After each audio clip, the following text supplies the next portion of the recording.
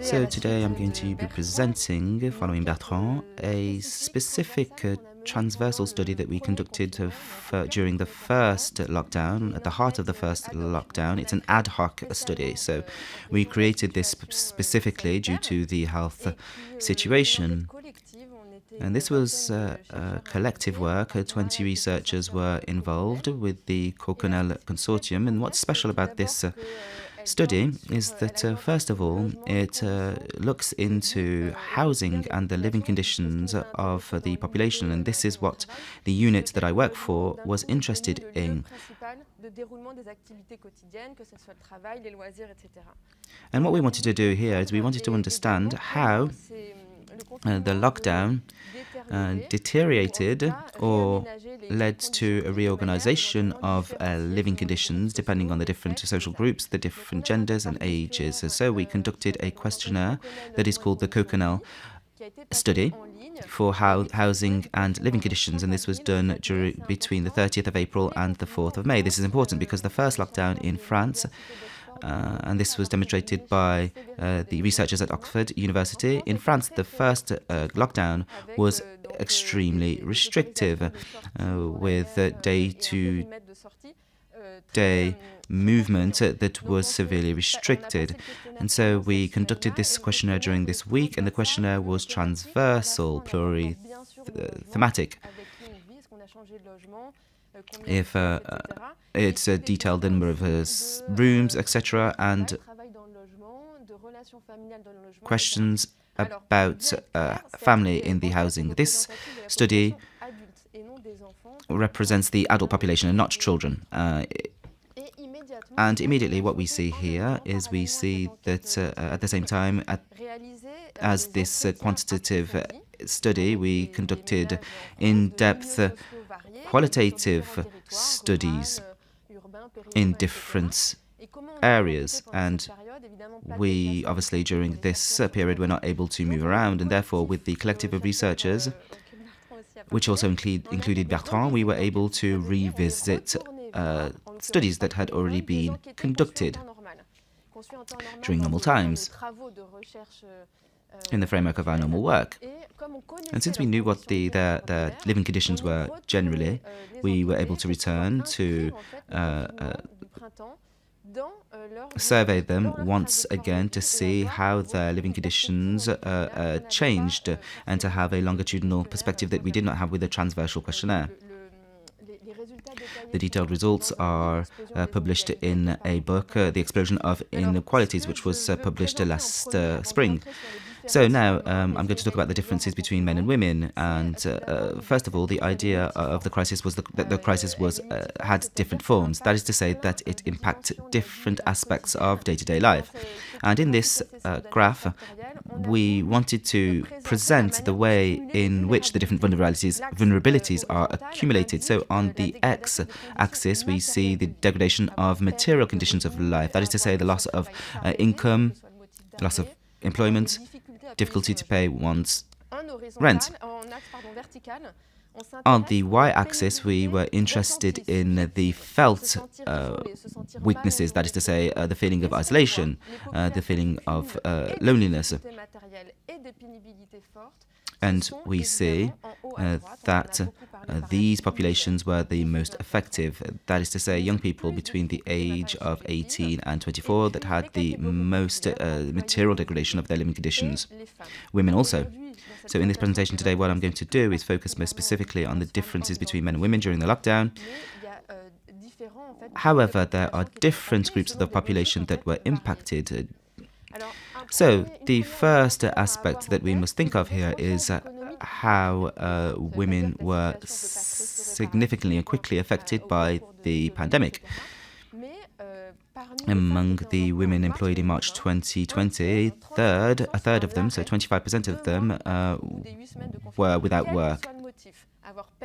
And this may be due to a non-renewal of a contract or a loss of their employment, and this is compared to a quarter of men. And what we observe is that women declare having experienced a drop in their income, 37% of women compared to 24% of men. We also looked at the changes in living conditions, that is to say, what type of housing did they live in, how many square meters per person, and this we also counted the number of people that lived in the dwelling as well.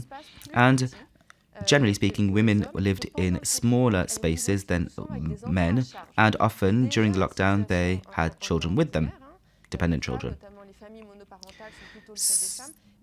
During the lockdown, more women found themselves taking care of their children, perhaps because there was a reconfiguration of households during the lockdown, and often they took care of the children. And more of them declared having difficulty paying their rent than men. So, we must understand that the group of women, or the women are not homogeneous. And this depends on the profession, their living conditions. And so what we wanted to do, we looked at among the different populations, the qualified populations, that is to say executives, that level that we think were more protected by the different measures during the epidemic. And so we sought to understand where they worked when they were at home. Did they have a room so that they could isolate themselves? Was it an office room, or did they share their workspace at home? So, for example, the kitchen or the dining room with other people in the household. And within that qualified population, what we observed are significant gaps between men and women who work from home, because 47% of men benefit from a dedicated workspace. They are able to isolate themselves for working from home, and that's the case for 29% of women. So in most cases, women share their working space with other members of the household, often children, or they have a space which is not dedicated to work, that is to say, they move around whenever needed. And in the framework of exclusive working from home, there were many debates on the psychological effect of these women working from home.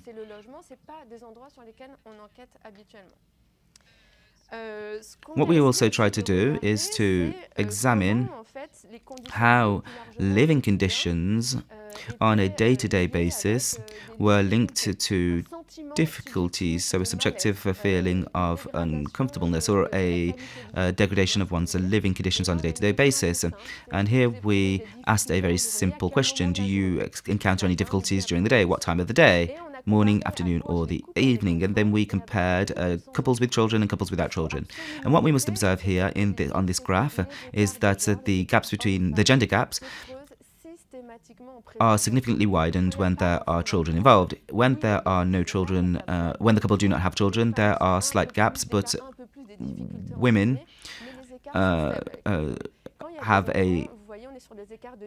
the gap is not as wide between men and women. Difficulties are mainly encountered in the morning and then also in the afternoon, and this is, I'm sure, due to the workload, but also the different parental responsibilities that one has. What also struck us is the way in which one could extract oneself from this working from home framework. And what we did, we examined the different outings. So how many times did they leave their house, and the reason for which they left the house? Was it for work, for leisure? And so what we wanted to do here was to see whether men and women during the lockdown managed to remove themselves from from domestic pressures. And what must be noted here is that the gender gaps were quite important. However, they are emphasized when children are involved. With the presence of children, in other terms, men in couples with children will go out 3 times more for their leisure activities, such as sport, etc., than women in a couple with children. That's interesting. That is to say that when there are no children, these gaps are smaller. And what we see is there is a need to remove oneself from the domestic household. And so leaving the home is presented to one's spouse as a necessity.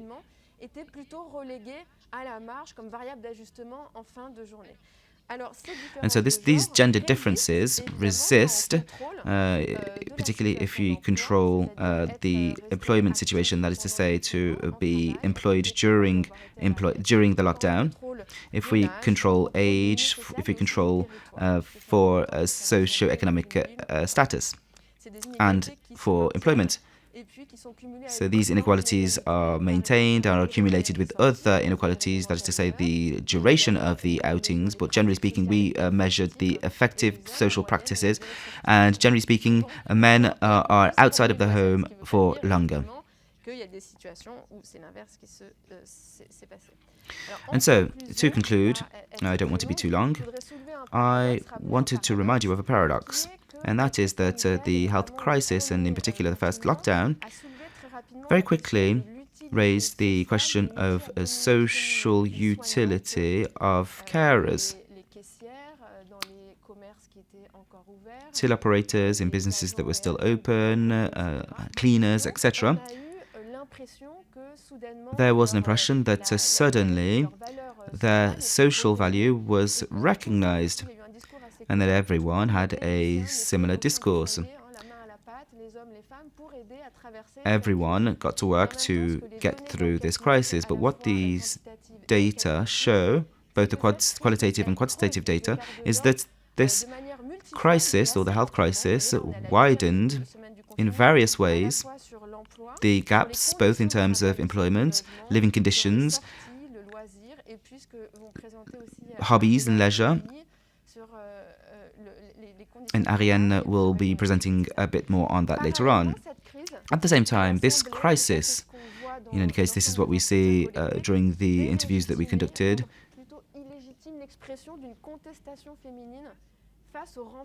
there was a strengthening of gender equalities.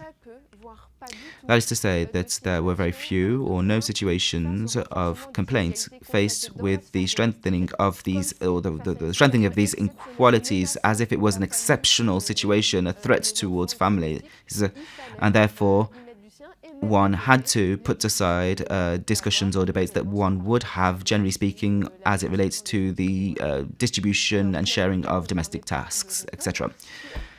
And so, this enables us to see what happens over the long term. Are these inequalities reabsorbed, both in terms of practices related to employment, but also gendered tasks, that is to say what women must do and where their place is in society. Thank you very much.